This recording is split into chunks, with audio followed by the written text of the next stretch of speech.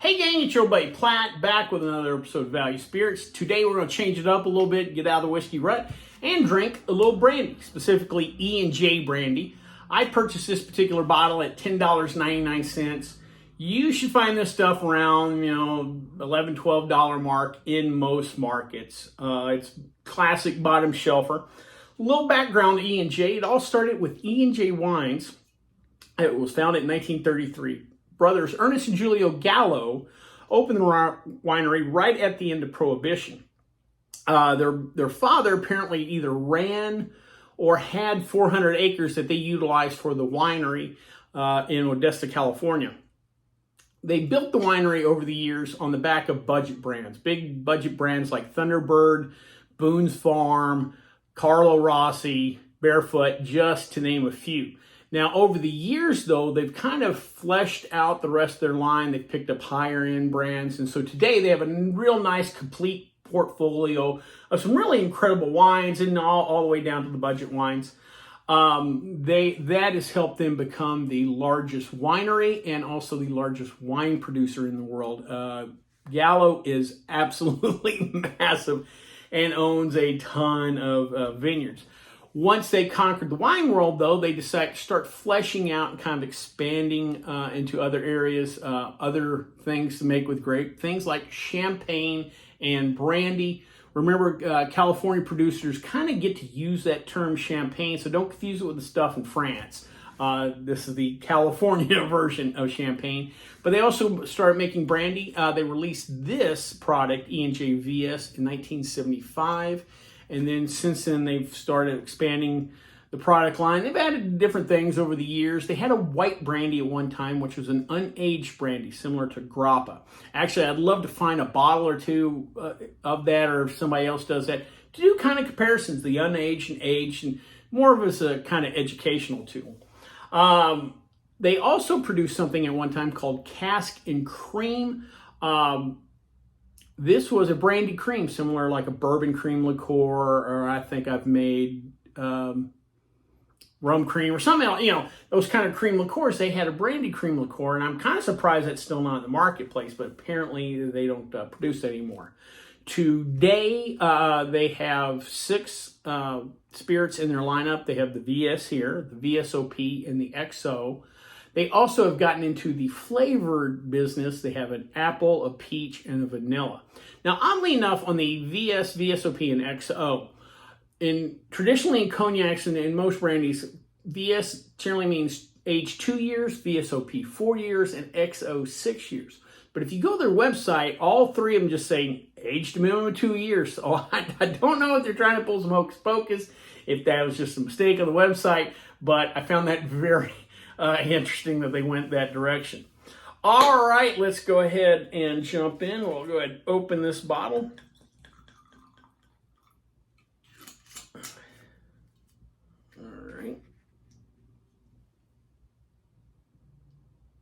All right, a little funkiness on the nose.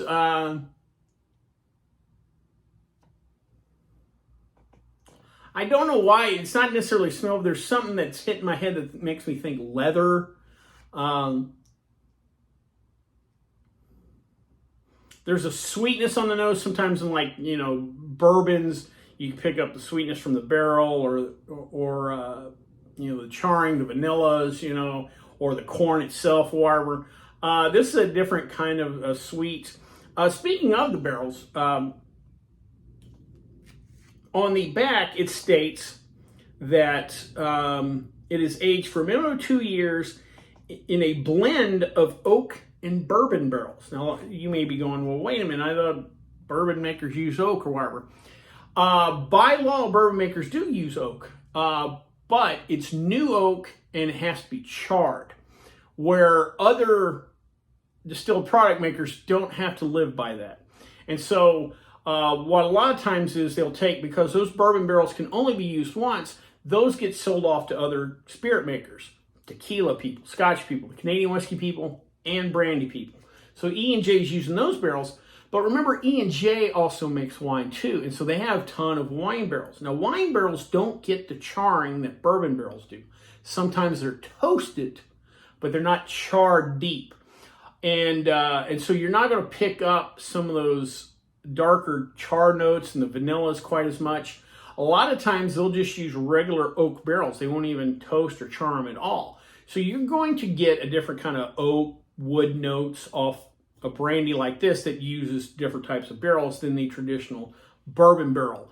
Especially bourbons, they can char, they have 4 different levels of char. They can go real heavy on the char, where other spirit makers aren't going quite that deep on the char. So this is going to be a different kind of wood notes on this. Yep, still a little funky. Let's go ahead and dive in.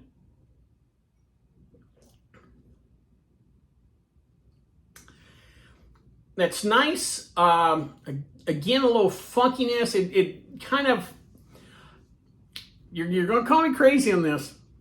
I've actually had Louis the 13th. Now, I'm not saying this is Louis the 13th. Don't get that twisted.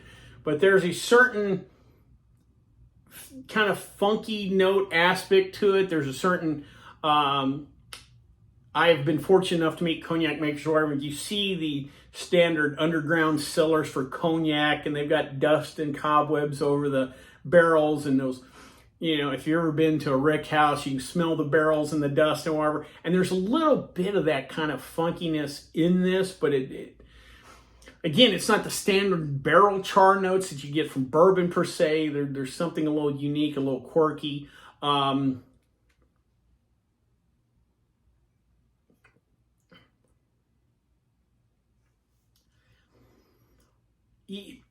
get the little bit of grape. Oddly enough, even though there's sweetness, it doesn't necessarily punch the very front of the tongue. It goes a little further back. This has a finish, but it's not a long finish. This is not complicated anyway. But there's a little sweetness toward the front middle of the palate. It kind of expands out and then sits there for a second and then just kind of drops off.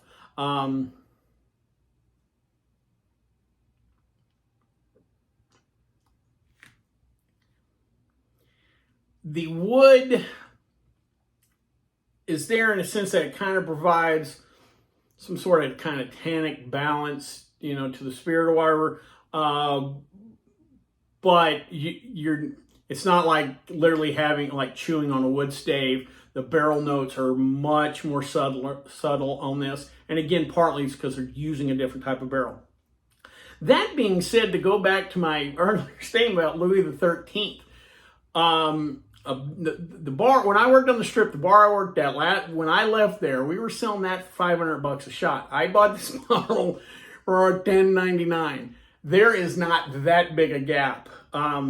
This actually, I would love to do a comparison with this on maybe like a Hennessy VS, Remy Martin, the lower ends of the cognac names. And again, kind of do a comparison there. And I'm telling you, once we throw in the price, it's probably not even close. So again, we're not drinking Louis the 13th, but we're on the right end of the bargain there as far as value goes.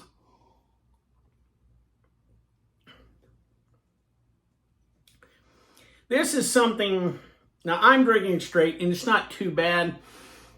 You can drink straight, but at $10.99, this makes a great mixer. And you can make, there are a lot of brandy drinks out there. The sidecar. My personal favorite is a Brandy Alexander. Note, if you make one, use real vanilla ice cream, blend it up, add the nutmeg on top, to die for.